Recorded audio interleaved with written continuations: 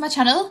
I'd like to apologise for my face. Before I had a baby, I used to put on makeup to film these videos, and then I had a baby and I don't have time to do that, so I do apologise, but hopefully you won't be seeing much of my face, because today I'm going to do a review of our travel system.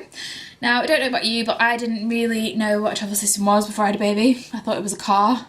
It's as expensive as a car. It's basically your pram slash pushchair slash car seat system thing. So we actually bought our travel system from the Baby and Toddler Show at Event City in Manchester. Now, I know that they run a couple of events a year, usually in the spring and the autumn. I think they do some in the north, some in the south, so wherever you live there should be one commutable to you, and it's a really good place to buy a travel system for a couple of reasons.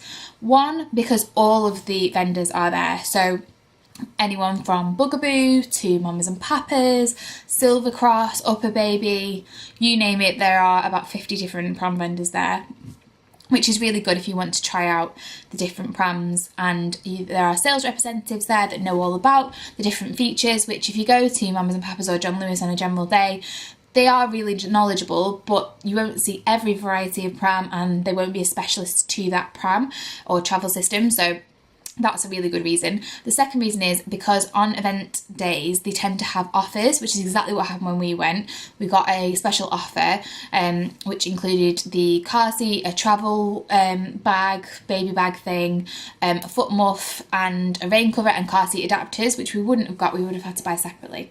So there are two good reasons for buying on a kind of event baby and toddler day. However, you can buy from other retailers if you wanted to go, and they will let you try them out. You can buy on eBay. There's some great second-hand travel systems going around, so there are a number of options available. So we went to Event City. I had in my mind that I'd always wanted, when I had a baby, I wanted a Bugaboo, and I 100% wanted a Bugaboo. I'd seen them, I loved the style, loved the design, I just thought they were absolutely gorgeous, so I went with that in mind. When I got there, they were the most expensive, and they were also the hardest to manoeuvre. They were really heavy. I found that because they were so popular, they seemed to be a bit complacent about whether you wanted to buy from them or not. There was no deals on. I just got a really negative experience. Now, I know loads of people that love their Bugaboos, so that's just my experience, but I was really put off straight away. They were also quite large and heavy, and at the time I was driving a Mini 1, which just wasn't practical. We actually changed to the Mini Countryman when the baby was born, which is slightly bigger but still not absolutely massive. So yeah, that was just the Bugaboo out of me. So that left on my shortlist the iCandy, the Egg and the Joolz. Now, they are definitely the top end of the travel system market, but the way I saw it was I was only going to purchase once, probably for both the children that I was planning to have if I was lucky enough. And I wanted something that was quality and it was going to last. So I had those kind of three market leaders in mind. We went to iCandy.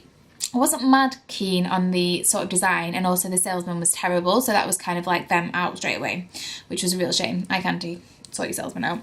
And then I went to Egg and Joolz. Both had really knowledgeable representatives, and I really liked both of them. The only reason we went with the Joolz over Egg was because the Egg was slightly more expensive and the Joolz had more stuff kind of thrown in. So that was it basically. They're both really lightweight, really stylish. So we went for the Joolz Day 2. There is the Joolz Day, I think, which is slightly bigger and heavier but has more under basket storage. But for me, I knew I'd be lugging it in and out of the car on my own. I'm a tiny little person, I'm only 5 foot, so it was lightweight that I was looking for and easy to put up and down. Kind of could do it with one hand holding the baby. So the Joolz, I've got a couple of notes here just so I know I'm saying the right thing. So the Joolz Day 2 that we went for is in Hippo Grey. In the range that we went for, which I think is the Earth collection, you could do Parrot Blue, Hippo Grey or Elephant Grey. So we went for Hippo Grey. I originally went for the Parrot Blue, but because we knew we were having a boy. But then I thought, if we have a little girl, it's not very gender neutral, and I kind of want to use them for both because it's such an expensive purchase. So we went for the Hippo Grey but kept the car seat in the Parrot Blue and the baby bags. I thought they're things that I could buy. Again, they'll probably get wrecked with one baby. So the actual weight of the travel system, which I presume is with the pushchair rather than the bassinet, is 9.3 kilograms. It comes in a really stylish design. It's got ventilation in the back. It's got a really nice sort of mattress inside, and you could actually use the bassinet as a Moses basket if you wanted to for the first couple of months of your baby's life. Didn't do that because we had the sleepy head, but you could do that if you wanted to and get extra value out of it. So it's super simple to put up and down, which is what attracted me to. It's got a leatherette sort of crossbar across the bassinet, and also a leatherette handle, which you can choose the different colours on, and we went for like a brown colour. You can also have your baby's name engraved in the crossbar of the bassinet, but we chose not to go with that one. The frame is really adjustable, so if you're taller or shorter, you can adjust the handlebars according to your different heights, really simply just by pressing the buttons in and lifting up and down. To put it up and down, all you need to do is focus on the grey/white buttons. So all the white buttons on the pram do something.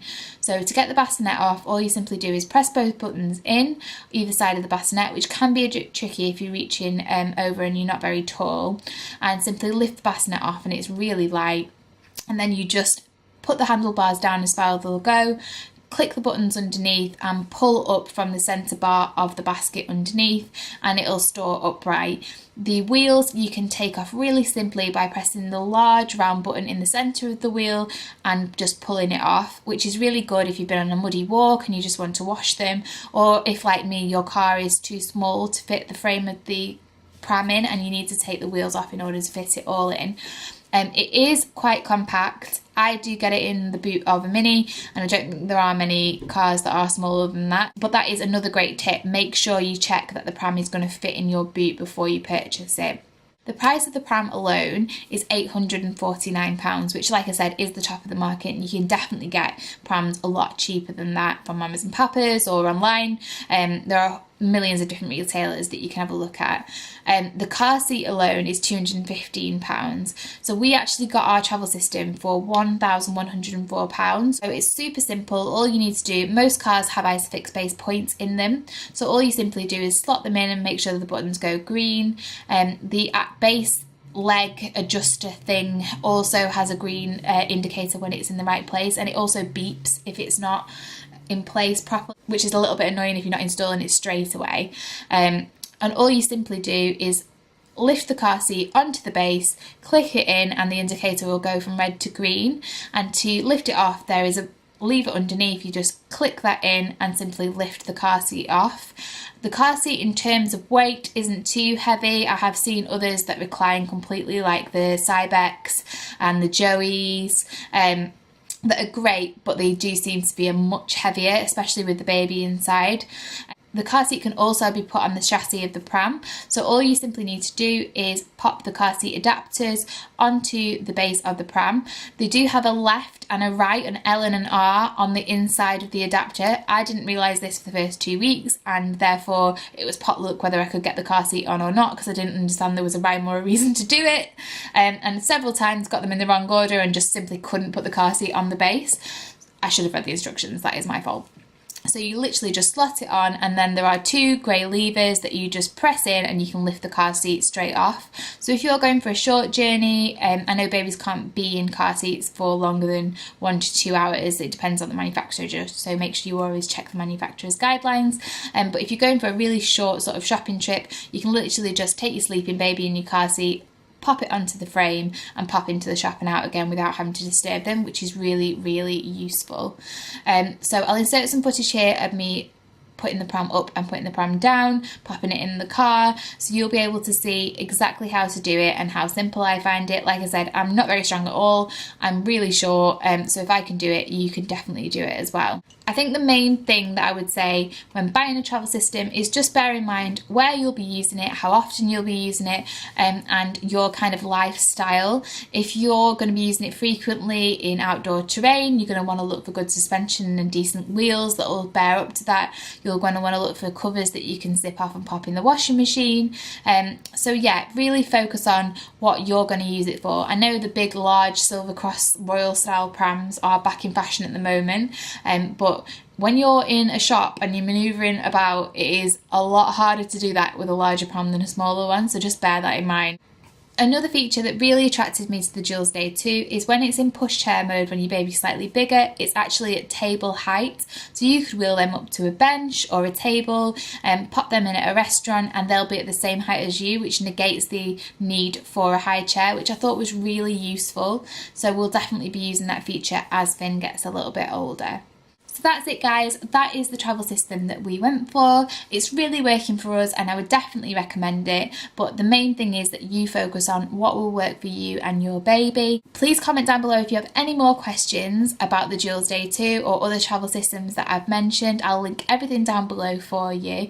If you haven't subscribed, subscribe. I post at least one video a week on a Sunday usually, so I'd love for you to join us and follow our little journey. My baby boy Finn is 13 weeks old at the moment, so I do loads of mummy vlogs, product reviews, day in the lives of, and anything that you'd like to see, comment down below and I'll definitely get filming that for you, and I will see you very soon. Bye.